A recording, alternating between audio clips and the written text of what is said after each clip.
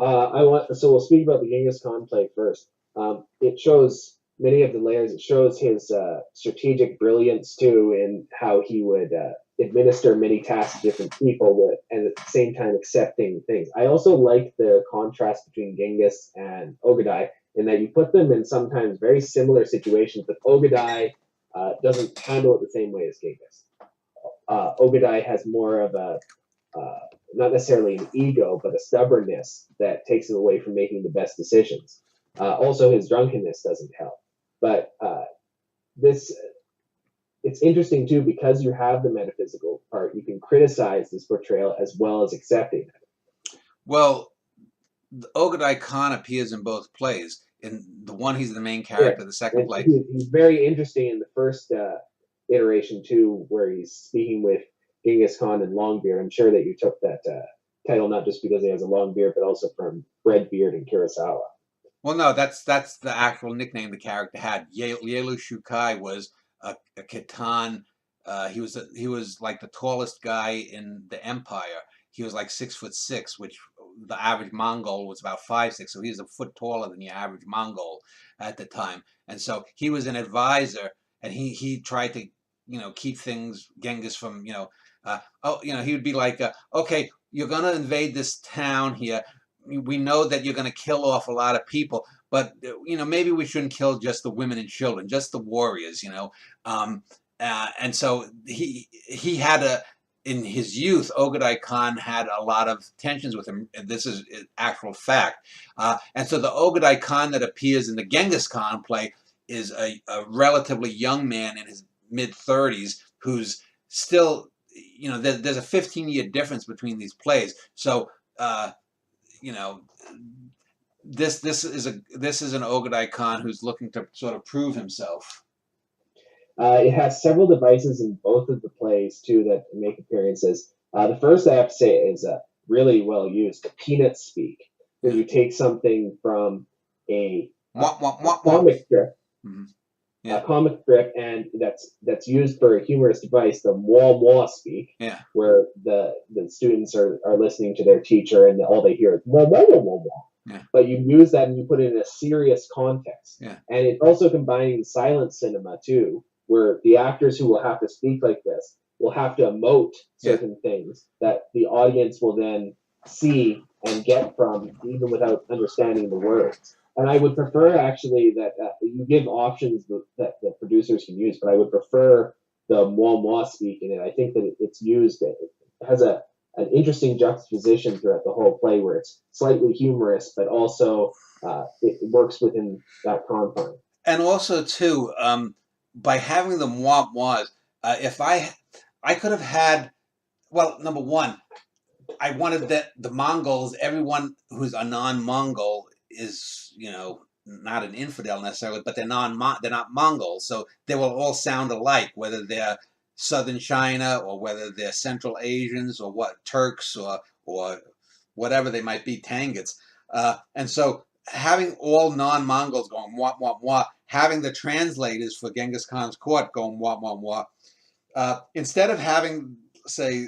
Uh, uh, you know, the translator asks so and so about this, and the character says, instead of having that in stage directions and having the actors, flush it out for themselves, by having them go the wah wah wah, it emphasizes it. Plus, if let's say I have the translator have 3 lines of wah wah, and the prisoner or whoever's being spoken to go have just a line or 20 lines, it gives a sense where for the actors to know, oh, this character says this. Now I'm going to come on and be 4 times as long. So it allowed this. If I was an actor, I'd actually love to have that kind of freedom because uh, you can imagine what you have far more authorial control handed over to you. And this is something that I do in a lot of plays, is that I leave a lot of it up to the actors and the stage director in various different ways. This is just the latest iteration of that. And I'm only going to use this in the con plays, or if I ever do, something else maybe with translation or whatnot. But I probably wouldn't do the was outside of the con plays. But it gives a lot of of creativity and artistic control over to the actors, which as an actor should love that. A key difference, though, is that the Muamwa speak in the Genghis Khan play, you get some stage direction for it. In the second iteration, it may just be used as a mocking device that Ogadai has for the woman that he kills early on, and a few other scenarios where he incites the woman in white to speak, the woman in white who embodies the crow. Speaking of that, too, you have the Genghis Khan's brother and Ogadai's immortal uncle in this drama too. And Genghis Khan summons him. The crow may embody his guilt over killing his brother early on in his life, Yeah. or some of his familial struggles. But that's a very interesting device too. That's sort of like the Palladian blue thing that you used for that play about your mom, but in a different context, the woman in white who embodies the crow. Well, in the Genghis Khan, that? when the Genghis Khan play, we don't know what the woman in white or the crow is up to. Yeah.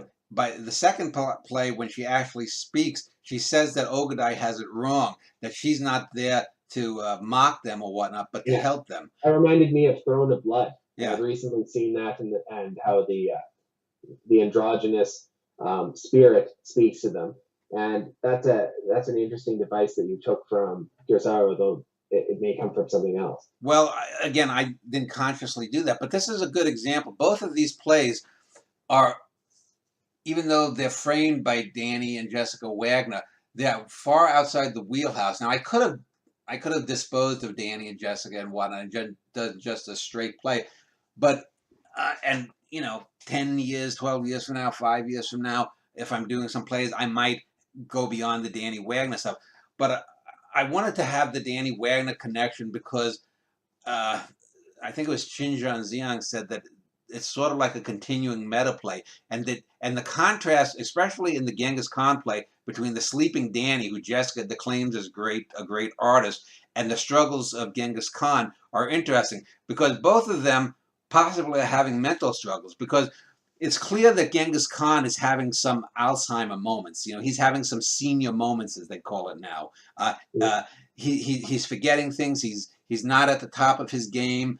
He knows that death is coming soon, and Danny is asleep. So we don't know if this play is something that Danny is dreaming right in the moment, or has Danny written this of a dream that he had, or is Danny writing this later and doing it? We don't know in the internal diegesis of the play at the outer level of Danny and Jessica what's really going on there. But internally, the genesis for the play is I didn't really have. I mean, initially I was going to do these 3 Khan plays as novels, but as time went on, like I still haven't, for example, done the Gorgeous George book that I want to do, because there's something I know that is going to key into me, and I don't want to do it until it comes. And now, if I wasn't as creative as I was, I would force it and it would come to me.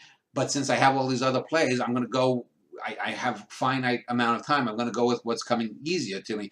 But the Genghis Khan, I thought to myself, well, no one's ever really addressed what might have been the psychological fallout within the family. Now, in real life, Belgatai Bagatur, who is Genghis Khan or Temujin's older half brother, he was the oldest of the siblings. His full brother, who is half brother to Genghis Khan, was Bektar, and he was killed, and it's never been quite sure whether what happened. Genghis Khan says that Bektar was stealing food or hoarding food when they were out in the Gobi wastes, trying to survive after their father had been killed, and they were outcasts. But clearly, Belgatai has a different interpretation, and he makes a conscious decision that he's going to be loyal to the empire and to the Kagan, who is Genghis Khan, but he will never respect Temujin, his half brother. And this is something that is in a lesser playwright's hand, even the great modern masters. this would be front and center in this play, and it plays a part and a good part in this play, but it's not the main thing. It's one of a handful of threads, and this is why my writing and my plays are better. Is that I don't go for the obvious thing. The obvious thing would to be have Genghis Khan and his relationship with his brother who's been estranged be the thing at the crux of the matter. But we're also dealing with Genghis Khan here is pondering genocide. The destruction of the Tangut Empire, also called the Western Shah Empire, was the destruction of between 500,000 and 1 million people, because they didn't, the leaders of that culture, that nation state, didn't support Genghis Khan when he battled the Jin dynasty. So Genghis Khan decides that he's basically going to wipe them out. And so here we have a guy pondering genocide. He's maybe losing his mind. He's having this guilt with the brother. He's having these visions, which might be Alzheimer, and so these all form the crux of this play, rather than just have it be about him and his sibling relationship. Mm-hmm. You also are able to pepper in those things that are just happening contemporaneously, like with you and Jessica, where Jess gets lost in this parking lot, Yeah. which are amusing little anecdotes and sort of juxtapose the drama with some light comedy. The Mole speak also comes in there, where someone. But Genghis Khan also gets lost. Genghis Khan is wandering around just like King Lear, you know. Mm-hmm. And it just occurred to me, another way too is I tie it in when the Japanese ambassador comes. His name is Matsumi Haruko. So is he related to Henry Matsumi? Is he a distant ancestor? So I try to tie the Schneiderverse. Yeah, that was something I was going to mention. That would have been what I would expect to have Henry Matsumi in this play at some time, but he never makes an appearance. So even within the context of what you dubbed the Schneiderverse, I don't see him in here at any point. But I had actually missed that until you pointed it out, because it's just a passing reference.